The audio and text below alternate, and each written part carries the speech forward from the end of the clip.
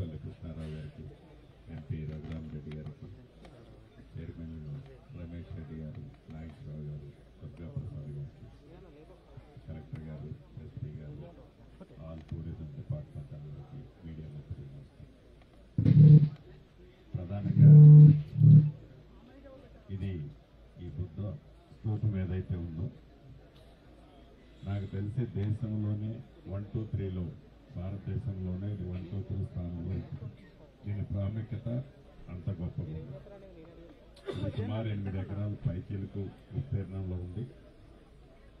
గతంలో కాంగ్రెస్ ప్రభుత్వం అధికారంలో ఉన్నప్పుడు కొంత దీని మీద ఫోకస్ చేసి దీన్ని ఈ రకంగా నిలబెట్టిందంటే అప్పుడు కాంగ్రెస్ ప్రభుత్వం అధికారంలో ఉన్నప్పుడే నిలబెట్టడం జరిగింది.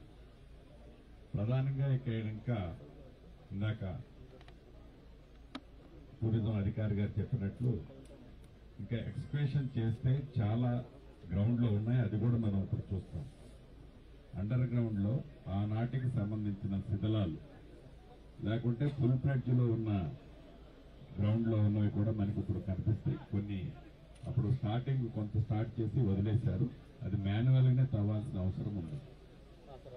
రెండవది దీనికి దగ్గరలోనే ఒక మంచి మైనర్ ఇరిగేషన్ రిజర్వాయర్ ఒకటి ఉంది. దీన్ని ఆనుకొని ఈస్ట్ లో ఉంటుంది, నార్త్ ఈస్ట్ లో. దాంతోపాటు ఇది మనం టూరిజంలో ది బెస్ట్ ప్లేస్ కింద దీన్ని మనం బౌద్ధ మతానికి సంబంధించి బెస్ట్ ప్లేస్ కింద దీన్ని మనం ఫోకస్ చేయడానికి కానీ న్యాచురల్ గా దీన్ని ఉన్నది దీంట్లో అప్పటిన్న జీవకళ చాలా స్పష్టంగా కనిపిస్తుంది. దాన్ని మనం ఫోకస్ చేస్తే వన్ ఆఫ్ ది ఇండియాలోనే, నాట్ ఇన్ తెలంగాణ, ఇండియాలోనే టాప్ 1, 2, 3లో ఇది ఏర్పాటు చేసుకునే అన్ని వసతులు దీనికి ఉన్నాయి. ఇందాక గౌరవ మంత్రి గారు చెప్పినట్లు నిధులు ఇబ్బంది ఈ ప్రభుత్వం టూరిజానికి పెద్దపీట వేస్తుంది. ఈ పెద్దపీట వేసే దాంట్లో భాగంగా ఈ పాలేరు నియోజకవర్గంలో ఈ నేలకొండపల్లిలోని ఈ బౌద్ధ స్తూపంతో పాటు నేలకొండపల్లి ప్రాపర్లో భక్త రామదాసు పుట్టిన స్థలం ఇది. అక్కడ కూడా ఈ భక్త రామదాసు యొక్క గొప్పతనం, ఆనాడు ఎలా భద్రాచలం యాక్టివిటీస్ లో తను పాల్గొని దాంట్లో ఎలా జైలు పాలయ్యాడు, ఇతరత్ర అన్నీ ఉన్నాయి. వారు స్వయంగా నివసించిన ఇల్లు కూడా ఈనాడు కొండపల్లి గ్రామంలో ఉంది.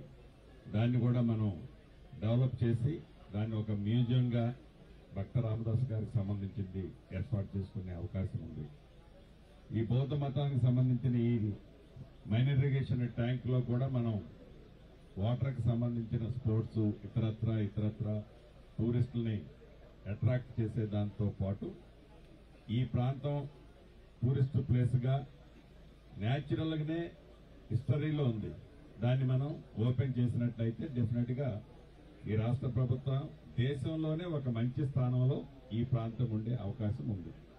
ఇక మూడోది, ఈ పాలేరు నియోజకవర్గంలో పాలేరు రిజర్వాయర్ ఒకటి ఉంది. ఇది ఉమ్మడి ఖమ్మం జిల్లాకు హైదరాబాద్ నుంచి వచ్చేటప్పుడు ఎంట్రీ పాయింట్.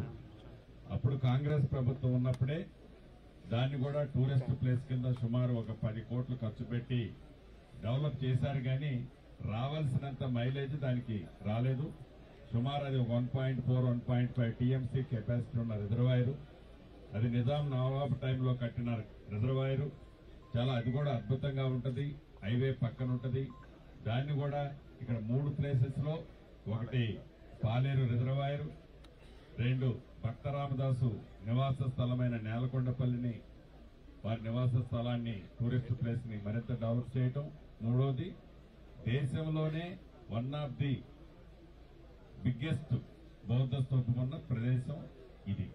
ఈ మూడింటిని ఈ నియోజకవర్గంలో చేసినట్లయితే డెఫినెట్ గా టూరిస్ట్ ప్లేస్ అభివృద్ధి జరుగుతుందని మనస్ఫూర్తిగా డిప్యూటీ సీఎం గారికి, గౌరవ మంత్రివర్యులకి, ఎంపీ గారికి, మిగతా టూరిజం చైర్మన్ గారికి అందరికీ మనస్ఫూర్తిగా తెలియజేసుకుంటూ మీరు సహకరించాలని కోరుతున్నాను.